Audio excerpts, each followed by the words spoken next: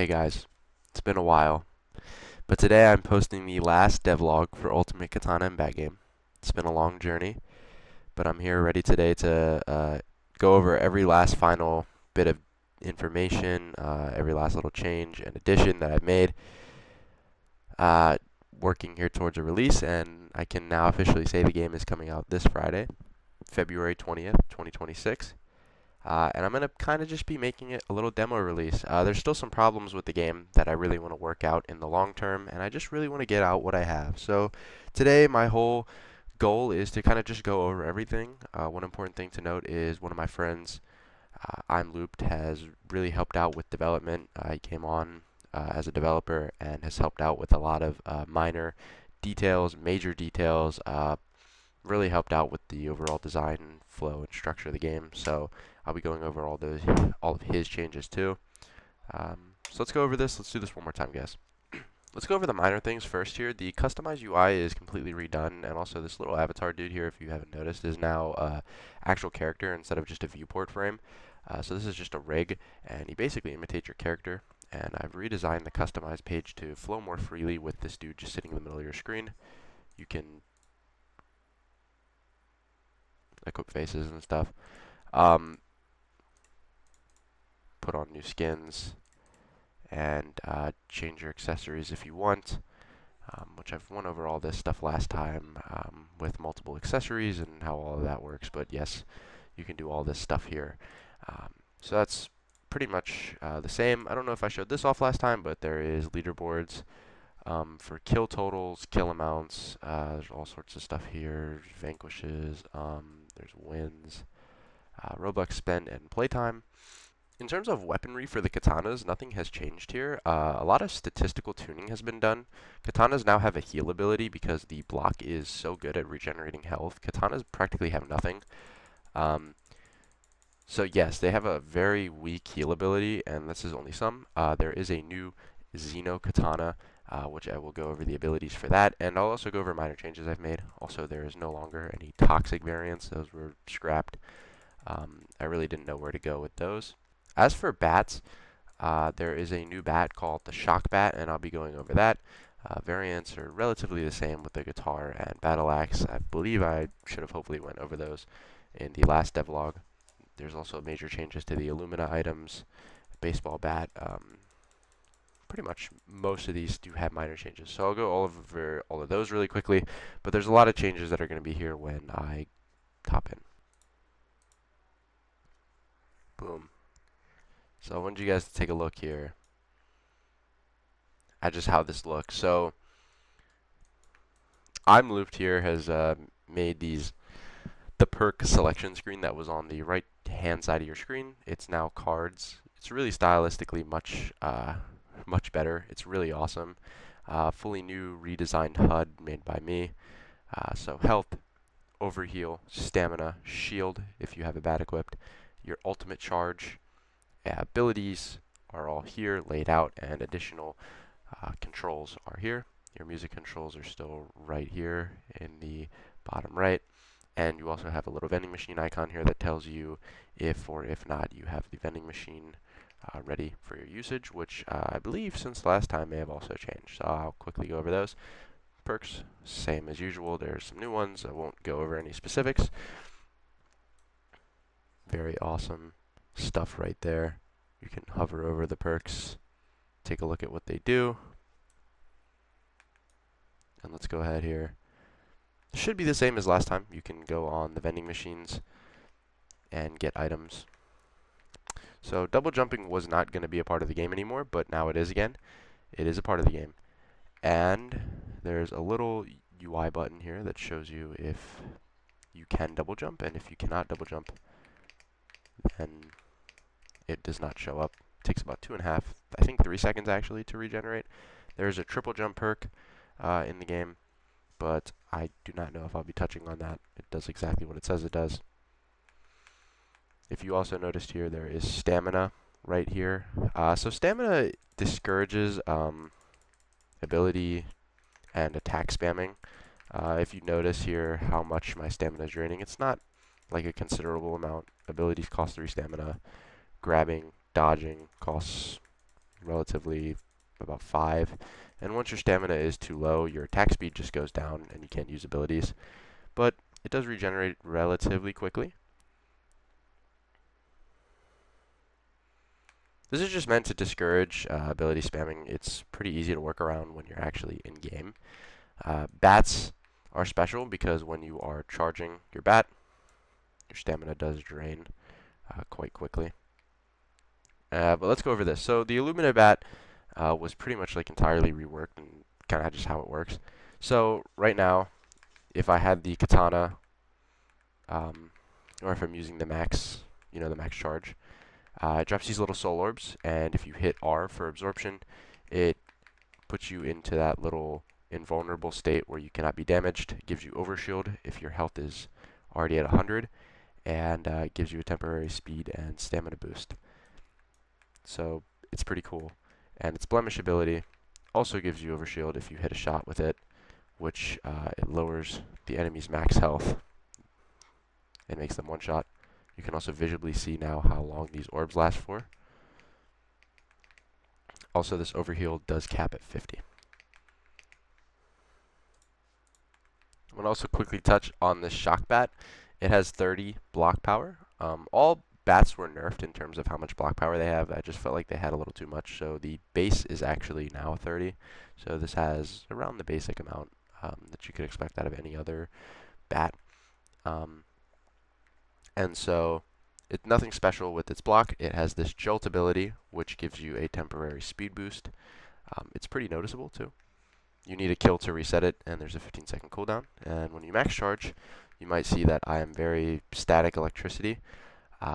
This actually is like an overcharge type of thing, where if another person hits me, they're stunned for a short duration of time. It lasts a few seconds, but it only lasts one time. So as soon as someone hits me, it does end. Another thing you might notice, these people are also looking kind of electric-y. This is concussed.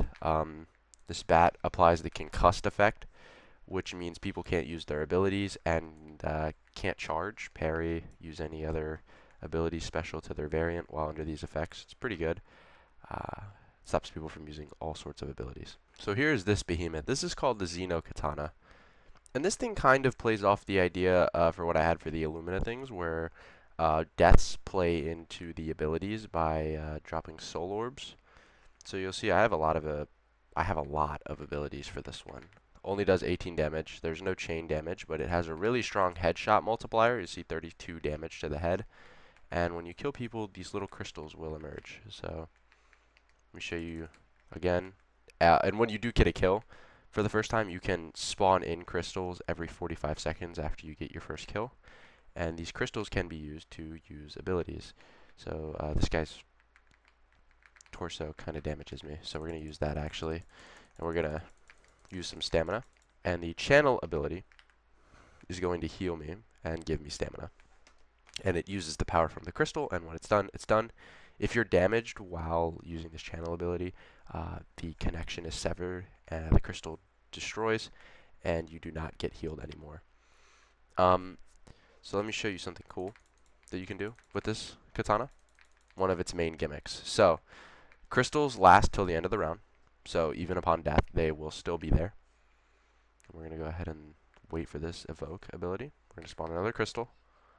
So you can do this. So by the way, this impervious ability, I'll show you what it does. It kind of grays out my character here. I'm invincible during that time period. I'm invulnerable, meaning I cannot be damaged while that's active. And it lasts about 1.8, 1.9 seconds. I can't remember exactly. So you can use multiple abilities at once if you have multiple crystal connections. And then the parry effect here uses crystal powers. So the more crystals you have, you get a higher damage boost for several seconds after parrying someone. And you also regenerate stamina. And that is pretty much it to this one here. This is a really awesome katana. I'm still debating keeping the heal ability that most katanas have. It does that, and it gives you a few HP, I think about 20, over like a 2-second duration. So it's not very strong. But this has a heal ability, and what I've been doing is I haven't been giving katanas that already have pre-existing heal abilities these type of abilities, but I don't know if I should keep it or not. I probably won't. I'll probably end up removing it because this katana is already very strong, and I love it.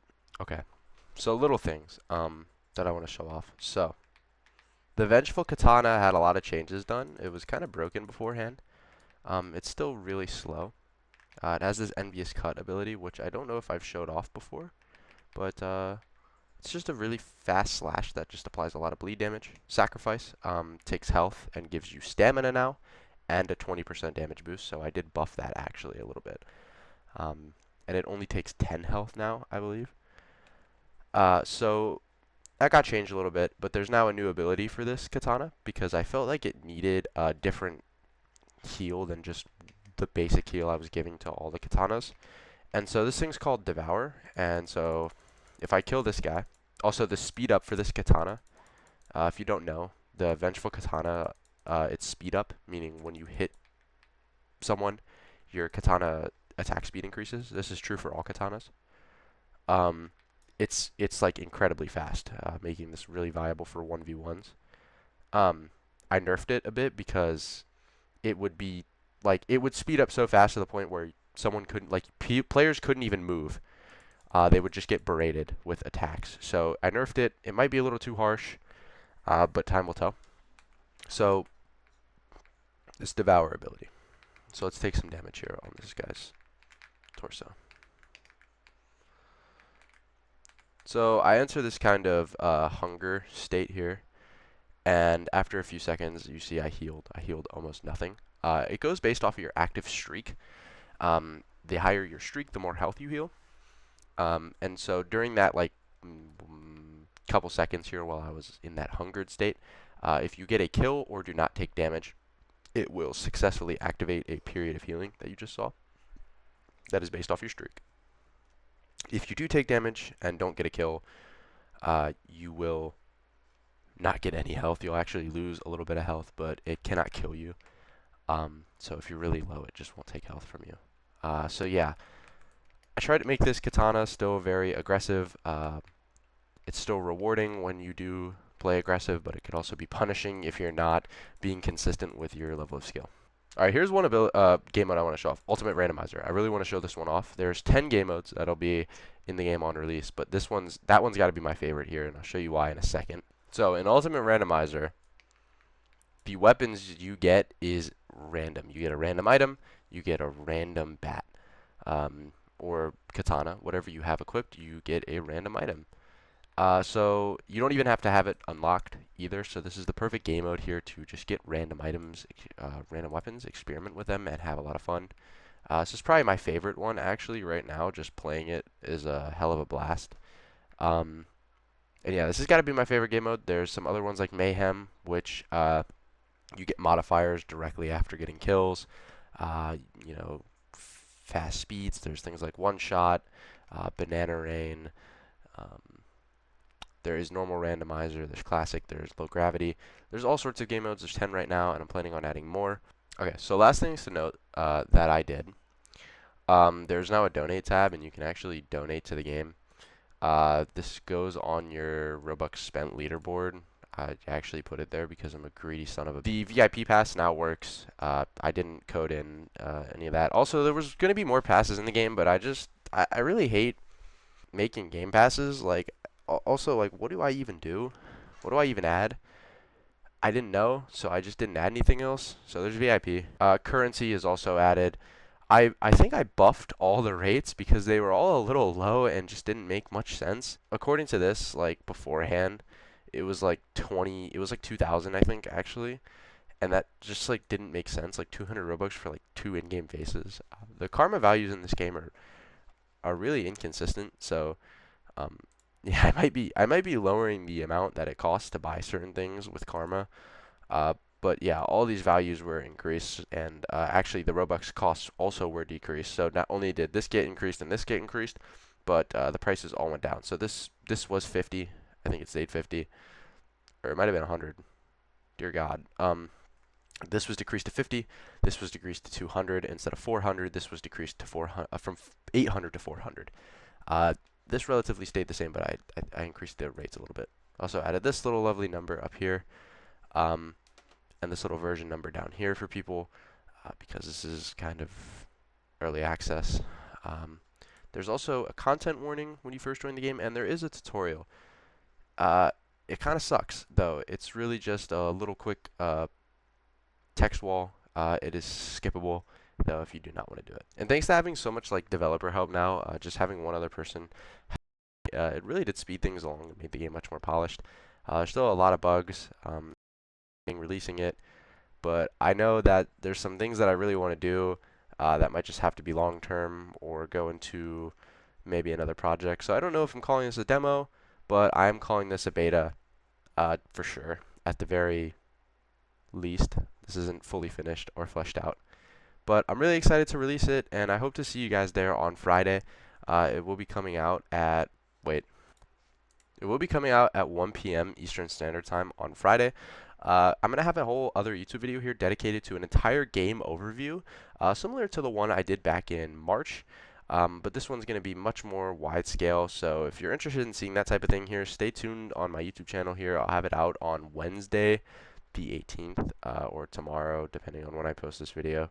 But yeah, guys, thank you so much for following along in the journey. My last two videos got 300, almost 400 views. That was pretty unexpected.